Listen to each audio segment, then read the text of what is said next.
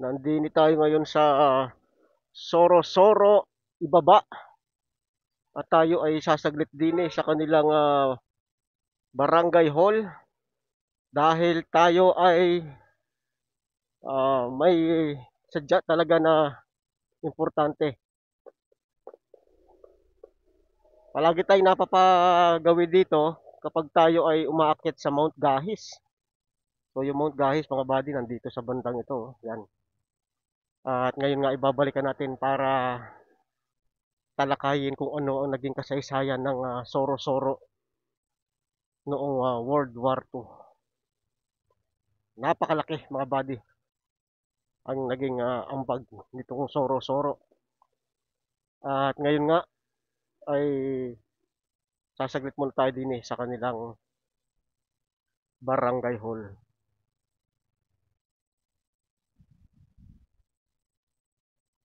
Ayun, kasama ko na si Konsihal at kami pupunta muna daw kay Pangulo. Oh, ayos na ayos to mga buddy. Ayan, di pala ako nadaan pag napunta sa Mount Gahis o yung Soro-Soro Hill. Nakakatuwa naman at isa na namang adventure yung ating mararanasan ngayon din sa Soro-Soro. Tayo nga ay nakipag-coordinate muna din kay Konsihal. Tapos si Konsihal naman ay kay Pangulo ng Soro-Soro Ibaba.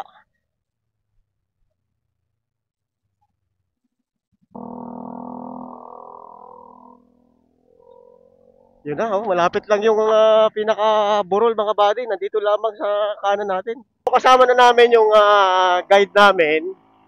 Kaangkas ni Konsihal.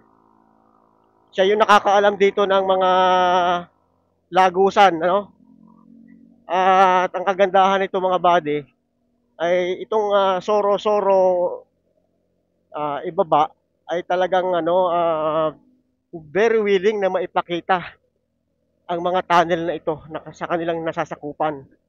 Na sana ay balang araw ay maging isang tourist spot ito. So, tingnan natin ngayon at abangan ninyo yung ating mga ipapalabas tungkol sa tunnel na ito.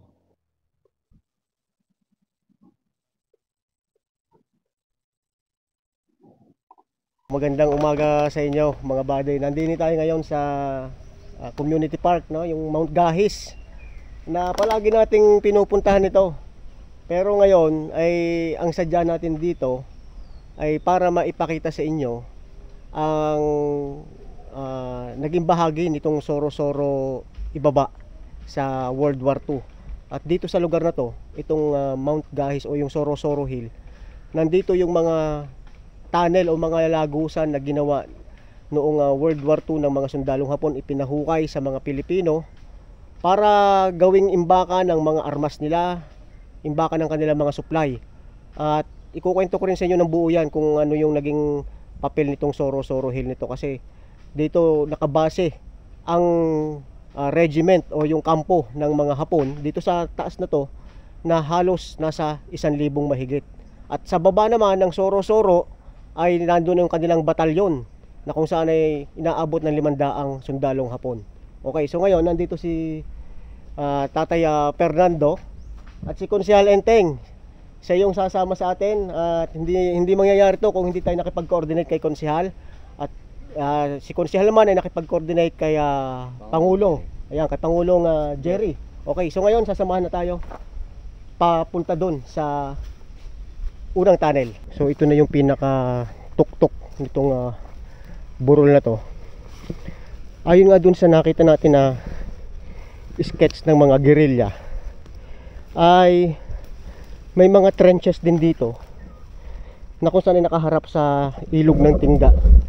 So sa banda dun na maaring sa katagalan nga ng panahon ay natabunan na rin mga buddy. Ito na yung bukana ng World War II tunnel. Nandito sa halos bandang likod nitong burol na to. Ayan na. Ayan. So unang pasok ni Konsihal Enteng. Ano? Ano, mauna kami o ikaw? Ay pwede rin ho ako.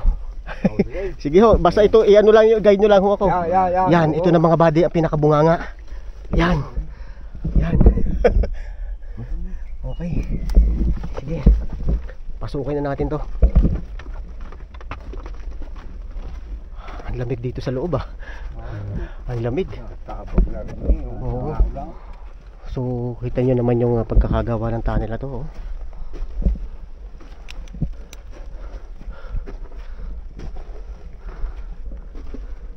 Isa hong diretso lang ito o may kwarto pa? Wala. Wala ditong kuwa-kwarto. Ito yung nakailangan papagayaw. Oo. Oo. Ayan. Maliwanag naman yata yung Oho.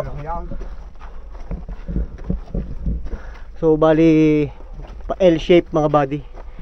Aba, mahaba nga. Mahaba ito. Ayan oh.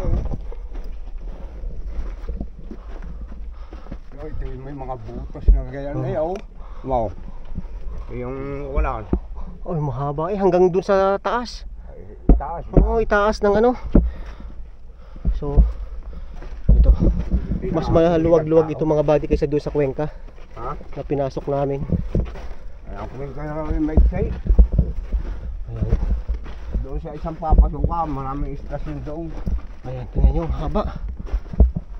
Uy, ang daming ano, kabag oh. Aba, ay saan ho ang labas ho nito? Ha? Saan ho ang... Dito rin tayo lalabas, at doon lang malalabas ang iba. Oo. Doon sa kabila, may doon magkabila. So ito na yung pinakamahaba siguro mga buddy na napasok natin. Ayan pa oh, butas. May mga butas oh. Malalim din to oh. Pinaghukayan talaga to oh. Ginapang talaga. Talagang oh, Oo. tumapag na lang.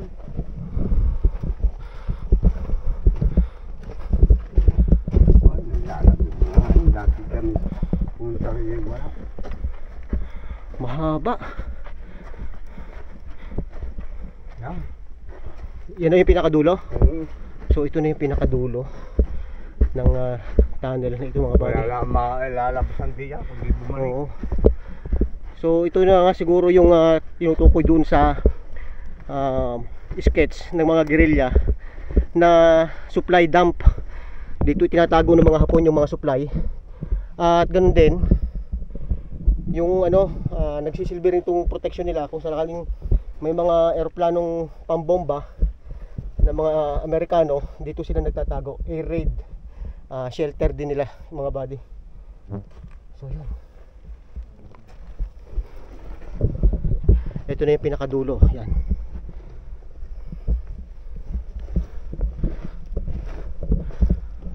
Ilang tunnel na yung napasok natin, pero ito na siguro yung pinakamahaba. Wala siyang chamber pero meron siyang sanga mula doon sa Lagusan.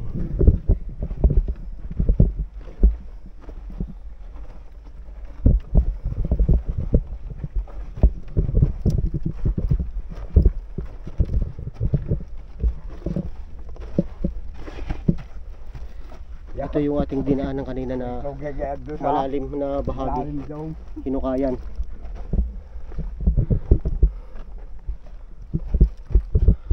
So itong Sorosoro Hill o itong Gahis, ito ay isang patay na bulkan mga buddy. Kaya kita nyo sa mga bato nya na ganyan, may mga mapupula, may mga itim na parte na kung saan ito yung mga lava rock.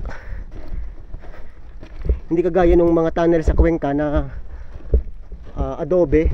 May mga part ito sa Gahis na ganito talaga. O yan, kagaya ito kulay pula. Mahaba rin ito. Saan nila ito? Lalo na kung hindi nasarhan yung sanga ngayon. So tingnan nyo itong mga bato na to. Ha? Malayo pa!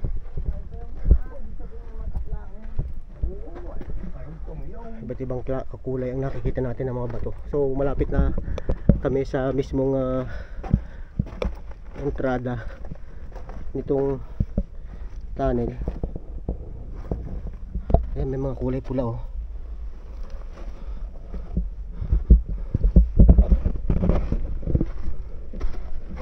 Tapos may mga part na may mga ganito eh. Mga pinagukaya na rin eh. Ayan oh. Ayun, itlog ng butiki.